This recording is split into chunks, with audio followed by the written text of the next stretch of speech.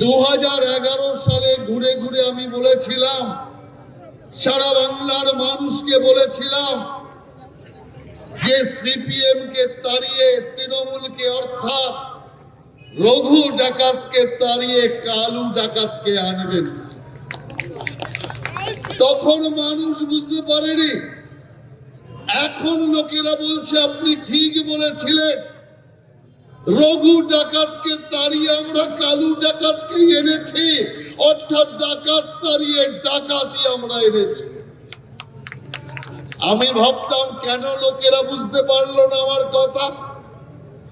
পরে একজন আমার বয়স্ক দাদা আমাকে বলল, ভাই রাহুল, তোমার কথা লোকেরা বুঝতে পারেনি, তার কারণ তুমি ব্যাকরণে বিভ্রাট ঘটিয়েছ, লিঙ্গ বিভ্রাট। আমি বললাম বুঝতে পারলাম না।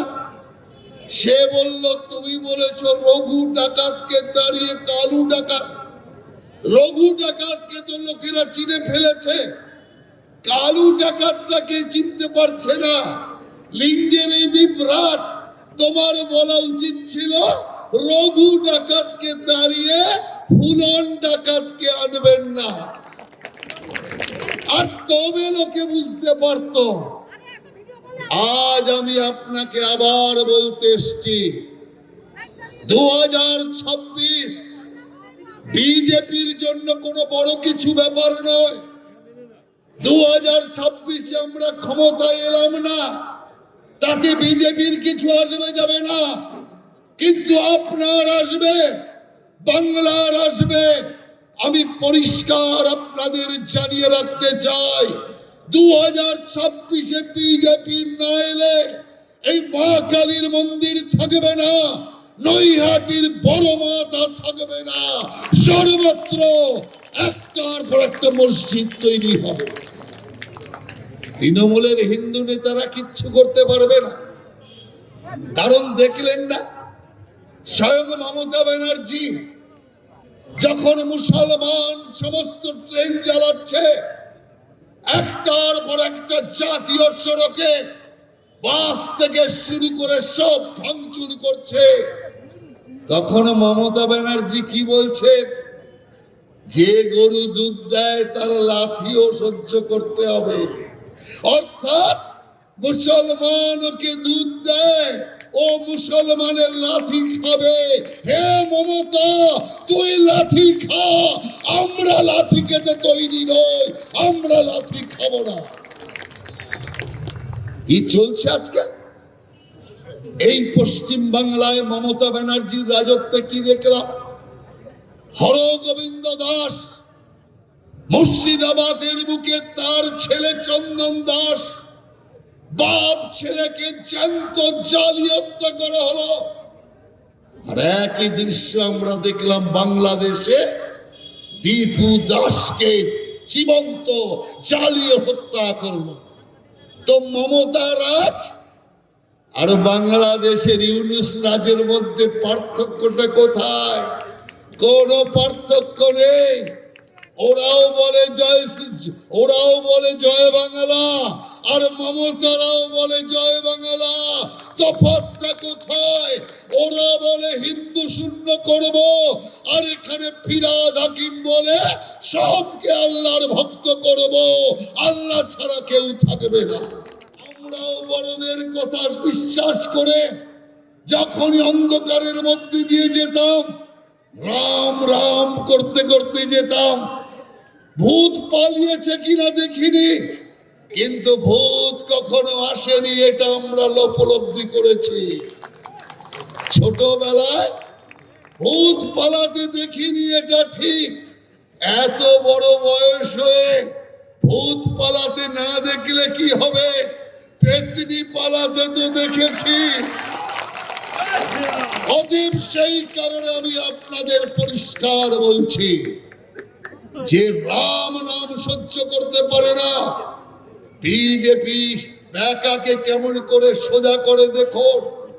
মমতা ব্যানার্জি থেকে মমতা বেগম হয়েছিল, আমরা আবার ওকে বেগম থেকে হিসাব খুলে আবার মমতা ব্যানার্জি বানিয়ে দিয়েছি।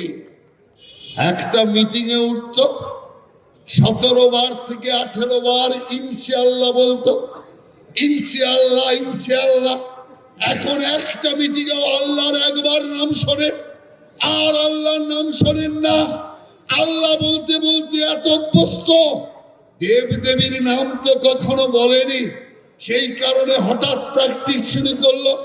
দেব দেবীর নাম বলি, বলতে বলতে বলে ফেললেন বিষ্ণু মাতা, আর বিষ্ণু মাতা বলাতে সব কেলে একেবারে ঘেটে খাওয়া হয়ে গেল।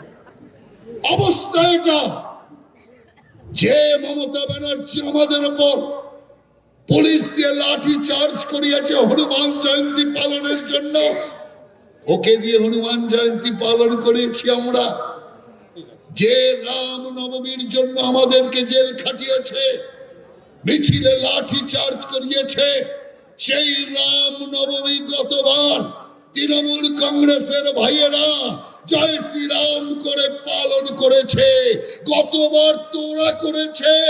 আগামীবার মমতা ব্যানার্জিকে করাবো জয় শ্রীরাম বলিয়ে, সোজা গেরুয়া কাপড় পরিয়ে সোজা পাঠিয়ে দেব গঙ্গার সাগরে। এই সাগরে ওর কোনো কাজ নেই, কারণ পশ্চিম বাংলাকে আমরা ইসলামিক দালালদের হাতে তুলতে দেবো না। কি অবস্থা চলছে পশ্চিম বাংলার? এক তো পশ্চিম বাংলার চারিদিকে এক ইসলামিক সন্ত্রাস চলছে, তার সাথে সাথে আমরা কি দেখছি, একজন মহিলার রাজত্বে পশ্চিম বাংলা আর কোনো দিকে না পারুক, পশ্চিম বাংলা বেকারিতে ভারত চ্যাম্পিয়ন আর ধর্ষণে ভারত চ্যাম্পিয়ন। আজকে হাসকালির গণধর্ষণের রায় বেরিয়েছে, তৃণমূলের নেতার ছেলে ওই গণধর্ষণের যাবজ্জীবন কারাদণ্ড হয়েছে। ওই গণধর্ষণে মমতা ব্যানার্জি কি বলেছিলেন?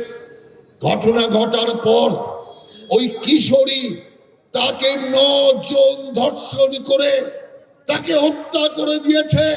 যেহেতু ওরা তৃণমূল নেতার ছেলে, সেই কারণে মমতা ব্যানার্জি বলছে ওটা প্রেম ঘটিত ব্যাপার, ওটা ফষ্টি নষ্টির ব্যাপার ছিল। তার মানে মমতা ব্যানার্জি কি বলতে চাইছে? প্রেম ঘটিত ব্যাপার হলে ধর্ষণ করা যায়, ধর্ষণ করে খুন করা যায়। কেন এটা উনি বলেছিলেন? যাতে সিআইডি তদন্ত হলে তদন্ত প্রভাবিত হয়। অর্থাৎ মনিব যা বলছে সিআইডি তাই করবে। আর আজকে আদালতের নির্দেশে সিবিআই তদন্তের পর আজকে ওই তৃণমূল নেতার ছেলেরা তাদের আজকে যাবজ্জীবন কারাদণ্ড ঘোষণা করেছে আদালত। অতএব পরিষ্কার মমতা ব্যানার্জি শুনে রাখুন, আপনি যাদের সমর্থন করেছিলেন তারা ধর্ষণকারী, আপনি যাকে প্রেম পরির কথা বলে নানাভাবে অপমান করেছিলেন সেই মেয়েটি ছিল ধর্ষিতা। আমাদের ভিডিও ভালো লাগলে লাইক এবং শেয়ার করুন, কমেন্ট সেকশনে গিয়ে জানান আপনাদের মতামত। আরও ভিডিও পেতে আমাদের চ্যানেল সাবস্ক্রাইব করুন এবং প্রতি মুহূর্তে খবরের আপডেট পেতে প্রেস করুন বেল আইকন।